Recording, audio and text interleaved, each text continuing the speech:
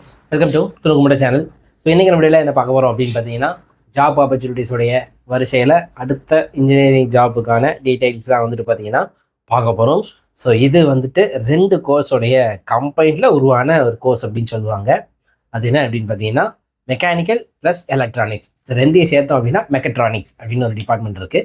இந்த டிபார்ட்மெண்ட்டில் நீங்கள் படிச்சுட்டு இருக்கீங்க அப்படின்னா என்னென்ன மாதிரியான ஜாப் ஆப்பர்ச்சுனிட்டிஸ் இருக்குது அப்படிங்கிறத நம்ம இந்த வீடியோவில் பார்க்க போகிறோம். ஸோ மெக்கட்ரானிக்ஸ் நல்ல ஒரு குரூப். நீங்கள் இப்போ எடுத்துகிட்டு இருக்கீங்க அண்ட் படிச்சுட்டு இருக்கீங்க அண்டு ஜாப் ஆப்பர்ச்சுனிட்டிஸ் தேடிட்டு இருக்கீங்க அப்படின்னா, இப்போ ஃபேமஸாக 2025 இந்த மாதிரியான ஜாப் ஆப்பர்ச்சுனிட்டிஸ் தான் வந்துட்டு பார்த்தீங்கன்னா மெக்கட்ரானிக்ஸ் கொடுக்குறாங்க. என்ன அப்படிங்கிறத பார்த்துடலாம். அதுக்கு முன்னாடி என்னோட இன்ட்ரோ, சேனல் நேம் வந்து துணுக்கு முட்டை, எஜுகேஷன் ரிலேட்டடான கண்டென்ட் தொடர்ந்து நான் கொடுத்துக்கிட்டே இருக்கிறேன். இன்னும் நிறையா கொடுத்துக்கிட்டே இருப்பேன். ஃபர்ஸ்ட் பார்த்தீங்கன்னா ஆட்டோமேஷன் இன்ஜினியர். இது வந்துட்டு பார்த்தீங்கன்னா இந்த கேட் அப்படின்னு சொல்லுவோம் இல்லையா, ஸோ அந்த மாதிரியான விஷயத்தை வச்சு நீங்கள் வந்து ஒரு புது விதமான மெக்கானிக்கல் இன்ஸ்ட்ருமெண்ட்டை வந்துட்டு டிசைன் பண்ணுறது தான். 2வது வந்துட்டு பார்த்தீங்கன்னா நீங்கள் ரொபாட்டிக்ஸ் இன்ஜினியர் ஆக முடியும். 3வது வந்துட்டு பார்த்தீங்கன்னா கண்ட்ரோல் சிஸ்டம் இன்ஜினியர். 4வதாக மெக்கட்ரானிக்ஸ் டிபார்ட்மெண்ட் தான் படிக்கிறீங்க, ஸோ அதனால் மெக்கட்ரானிக்ஸ் இன்ஜினியர் நீங்கள் வந்துட்டு பார்த்தீங்கன்னா ஆகலாம். 5வதாக டிசைன் இன்ஜினியர். ஒரு சிஸ்டம் டிசைன் பண்ணுறீங்க, ஆறு வந்துட்டு பார்த்தீங்கன்னா ஒரு மெஷினை டிசைன் பண்ணுறீங்க அப்படின்னா அதனால் நீங்கள் டிசைன் இன்ஜினியர் ஆகலாம். அதுக்கப்புறம் இன்ஸ்ட்ருமெண்டேஷன் இன்ஜினியர். ஒரு புது இன்ஸ்ட்ருமெண்ட்டை உருவாக்குறீங்க அப்படின்னா அதோட இன்ஜினியர் நீங்கள் தான் மெக்கட்ரானிக்ஸ் படித்த ஸ்டூடெண்ட்ஸ். அதுக்கப்புறம் சர்வீஸ் இன்ஜினியர். அதில் முக்கியமாக இன்ஸ்டாலேஷன், சர்வீஸ் இது எல்லாமே வரும். ஒரு மெக்கானிக்கல் டிவைஸ் வந்துட்டு நீங்கள் இன்ஸ்டால் பண்ண போகிறீங்க, அந்த இன்ஸ்டால் பண்ணுறதோடு மட்டும் இல்லாமல் அதை சர்வீஸ் பண்ணுறதும் நீங்களாக தான் இருப்பீங்க.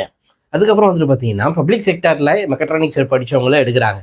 முக்கியமாக வந்துட்டு பார்த்தீங்கன்னா இஸ்ரோ, ஆர்மி, ரயில்வேஸ், டிஆர்டிஓ இந்த மாதிரியான டிபார்ட்மெண்ட்டில் மெக்கட்ரானிக்ஸ் படித்தவங்கள முக்கியமாக எடுக்கிறாங்க. இசிஇ, ட்ரிபிள்இ இதெல்லாம் படித்தா இந்த பப்ளிக் செக்டார்லேயே வந்துட்டு பார்த்தீங்கன்னா எடுப்பாங்க. அதுக்கப்புறம் மெயின்டெனன்ஸ் இன்ஜினியர். ஒரு மெஷினை டோட்டலாக ஹேண்டில் பண்ணுறதுனால நீங்கள் மெயின்டெனன்ஸ் இன்ஜினியராக பார்த்தீங்கன்னா வேலை பார்க்கலாம். அதுக்கப்புறமாக டெலிகம்யூனிகேஷன் இன்ஜினியர். அதாவது இதை நான் ஏற்கனவே சொல்லியிருந்தேன், மெக்கானிக் ப்ளஸ் எலக்ட்ரானிக்ஸ் அப்படின்னு சொல்லிட்டு, அதனால் நீங்கள் டெலிகம்யூனிகேஷன் டிபார்ட்மெண்ட்லேயே வேலை பார்க்கலாம். ஹை வோல்டேஜ் இன்ஜினியர் வந்து பார்த்தீங்கன்னா அவுட்டோர் கேபிள் டெக்னீஷியன் அப்படிங்கிற ஒரு பொசிஷன் வந்துட்டு பார்த்தீங்கன்னா உங்களுக்கு கொடுப்பாங்க. அதுக்கப்புறம் அக்ரிகல்ச்சரல் சிஸ்டம்ஸ் இன்ஜினியர். அதுவும் மெஷின் தானே, அப்போது அதுவும் ஒரு மெக்கானிக்கல் டிவைஸ் தானே, அதுலேயே எலக்ட்ரானிக்ஸ் டிபார்ட்மெண்ட் இருக்குதுல்ல. ஸோ அதனால் வந்துட்டு பார்த்தீங்கன்னா அக்ரிகல்ச்சர் சிஸ்டம் டிசைனர் அப்படிங்கிற ஒரு போஸ்டிங் உங்களுக்கு கிடைக்கும். அதுக்கப்புறம் இண்டஸ்ட்ரியல் ஆட்டோமேஷன் ஸ்பெஷலிஸ்ட். இண்டஸ்ட்ரீஸில் முழுக்க மெஷின் தான் ரன் ஆக போகுது, அதனால் அங்கே இண்டஸ்ட்ரியல் ஆட்டோமேஷன் ஸ்பெஷலிஸ்ட் அப்படிங்கிற ஒரு ஜாப் கேட்டகரி கிடைக்குது.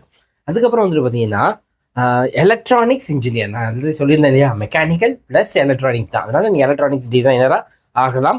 ரிப்பேர் அண்ட் டிவைஸ் ரீப்ளேஸ் அப்படிங்கிற ஒரு டிபார்ட்மெண்ட்டில்.